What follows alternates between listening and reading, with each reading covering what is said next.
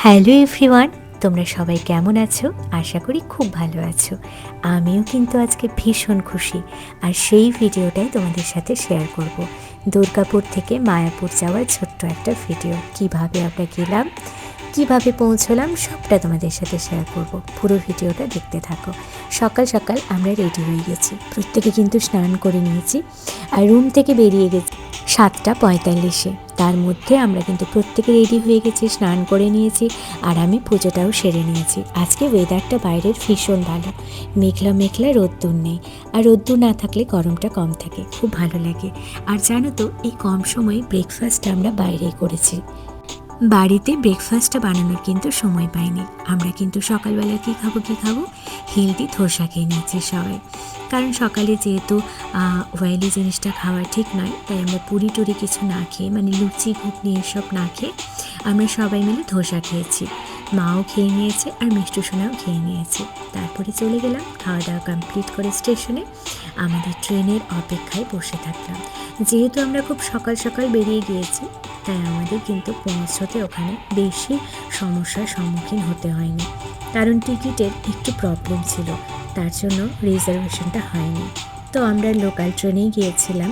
প্রথমে আমরা দুর্গাপুর থেকে বর্ধমান গেলাম, তারপর বর্ধমান থেকে আবার ব্যান্ডেল গেলাম, তারপর ব্যান্ডেল থেকে আমরা নবদ্বীপে পৌঁছে গেলাম। সেখানে আমরা কিন্তু একটা নতুন অভিজ্ঞতা অর্জন করেছি। যদিও অভিজ্ঞতাটা আমার নতুন নয়, কারণ আমি অনেকবার স্টিমারে গিয়েছি, আমার ডাক্তারদের সাথেও গিয়েছিলাম, আমার মাও গিয়েছিল। কিন্তু আমার এই ছোট্ট বেটু সোনা কিন্তু স্টিমারে প্রথমবার চেপেছে, আর ওর অভিজ্ঞতাটা খুব ভালো হয়েছে। তবে অনেকটা সময় আমাদের যেহেতু ট্রেনে থাকতে হয়েছিল, তার জন্য ওকে একটা পাজেল কিনে দিয়েছিলাম। ও সেটাই সলভ করছিল বসে বসে। আর ওই যে ওর পাশে বসে থাকা দাদু ভাইটা দেখছো, ও কিন্তু ওটা ভালো মজা নিচ্ছিল। আরও বলছিল যে তোমার মেয়ে কিন্তু অনেকটাই করে ফেলেছে। আর মাও জার্নি করতে ভীষণ ভালোবাসে, ঘুরতেও ভীষণ ভালোবাসে, তাই মা কিন্তু ভীষণ হ্যাপি ছিল। আর আমার মেয়ে মাকে খুব ভালোবাসে। আমার পরে ওর কাছে যদি সব থেকে প্রিয় কেউ থাকে, সেটা হচ্ছে ওর দিয়া, মানে আমার মা। আসলে ছোটোর থেকে আমার মেয়েকে বলতে পারো মাই মানুষ করেছে আমার পরে, আদর যত্ন দিয়ে। তাই মাকে ও খুব আগলে আগলে রাখে এবং খুব ভালোবাসে।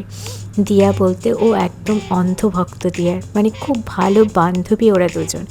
বয়সের গ্যাপটা হতে পারে দিয়া নাতনি, কিন্তু ওরা খুব ভালো বন্ধু। এবার আমরা চলে এলাম ফেরিঘাটে, আর সেখানে জার্নিটাও ওই যে বললাম খুব ভালো এনজয় করেছি। আমার জন্য প্রথম অভিজ্ঞতা নয়, কিন্তু আমার মেয়ের জন্য একেবারে প্রথম অভিজ্ঞতা। ও প্রথমবার স্টিমারে চাপলো, আর তার জন্য ও ভীষণ খুশিও ছিল। তো চলো তোমাদের সাথে শেয়ার করি আমাদের এই ছোট্ট স্টিমারের অভিজ্ঞতাটা। জার্নিটা বেশিক্ষণের নয়, ওই মোটামুটি 15 মিনিট। তো তারপরে এখন কিন্তু আমাদের দুপুর হয়ে গিয়েছিল। ওইখানে পৌঁছে লাঞ্চটা সেরে নিলাম। আর জানো তো, যেটা তোমাদের সাথে শেয়ার করব বলেছিলাম, আমাদের কিন্তু যাওয়ার কথা ছিল বৃন্দাবন, কিন্তু কিছু কারণবশত টিকিটের, অবশ্যই 2 মাস আগে আমরা টিকিটটা কেটেছিলাম, কিন্তু তবুও আমাদের ওখানে যাওয়ার টিকিটটা কনফার্ম হয়নি। আসার টিকিটটা কনফার্ম হয়ে গিয়েছিল। প্রভুও হয়তো চাননি যে এই সময় আমরা বৃন্দাবনে যাই। হয়তো প্রভু ঠিকই মনে করেছেন যে আসলে ঈশ্বর যা করেন তা তো মঙ্গলের জন্য।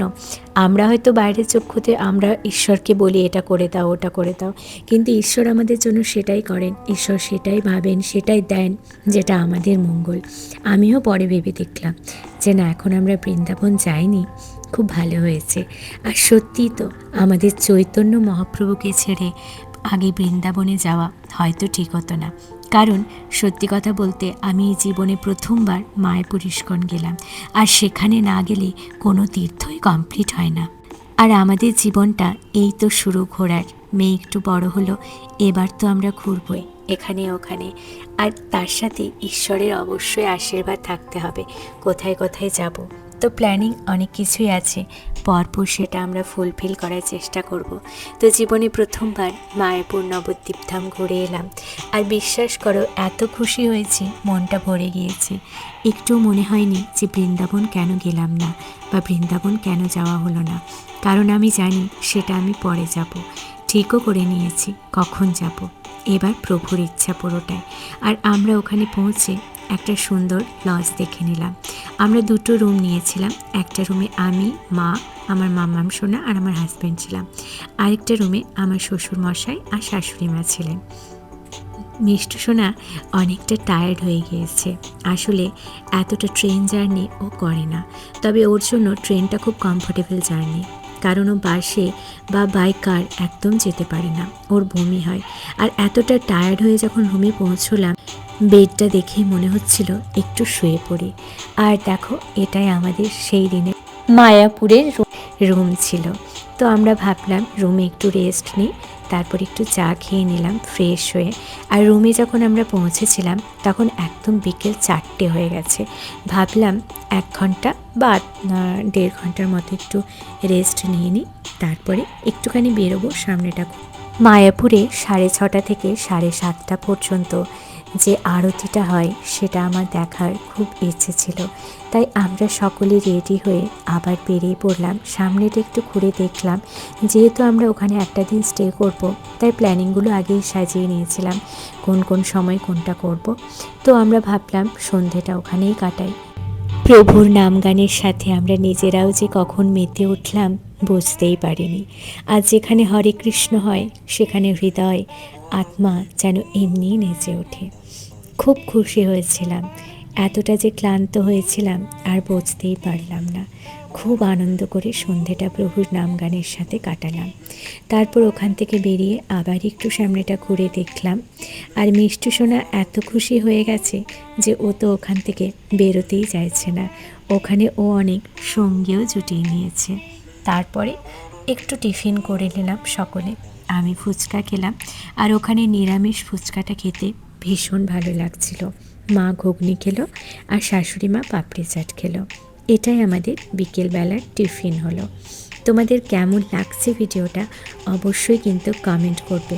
আর তোমরা কারা কারা মায়াপুর ইস্কন ঘুরে এসেছো অবশ্যই কমেন্ট করবে, আর সাথে রাধে রাধে লিখবে। জানো তো, মায়াপুর ইস্কনের পরিবেশটা একদম অন্যরকম।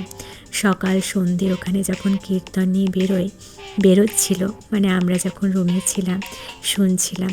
আর মোটামুটি 8:30টার মতো আমরা রুমে চলে গিয়েছিলাম। তারপর ওই 9টা 9:30টার থেকে রাত্রের ডিনারটা সবাই কমপ্লিট করে নিলাম। আমরা বেড়ে নিচ্ছি খাবারটা। আর সেই দিন যেহেতু টায়ার্ড ছিলাম, বেশি কিছু খাইনি। আর আমরা ঠিক করেছিলাম যে আমরা ভেজ খাবো, তাই সেদিন রুটি আর চিলি পনির নিয়ে নিয়েছিলাম। সেটাই আমরা খেয়ে নিলাম সবাই মিলে। আর শ্বশুরমশাই আর আমার হাজব্যান্ড দুজন ভাত খায়। ওরা একটা ফিশ কারি নিয়েছিল, না সেই দিনটা নেয়নি যেহেতু আমরা পরের দিন পুজো দেবো। ওরা একটা মিক্স ভেজ নিয়েছিল, আর পনির, চিলি পনিরটা একটু নিয়েছিল। তো খুব এনজয় করে আমরা খেয়ে নিলাম। আমাদের এটা রাত্রে খাবার ছিল, তোমাদের সাথেও শেয়ার করলাম পুরো ভিডিওটা। অবশ্যই তোমরা সকলে ভালো থাকো। আর কে কে মায়াপুর ইস্কন গিয়েছো কমেন্ট করে জানাও। আর যারা এখনও যাওনি তারা অবশ্যই কিন্তু একবার ঘুরে এসো। বিশ্বাস করো, মনটা ভরে যাবে, ভীষণ ভালো লাগবে। ওখানে যে কীর্তনটা হয়, সন্ধ্যের সময় যে আরতি হয়, সেটা যখন তোমরা শুনবে মনের সমস্ত ক্লান্তি, সমস্ত দুঃখ কষ্ট সব ভুলে যাবে।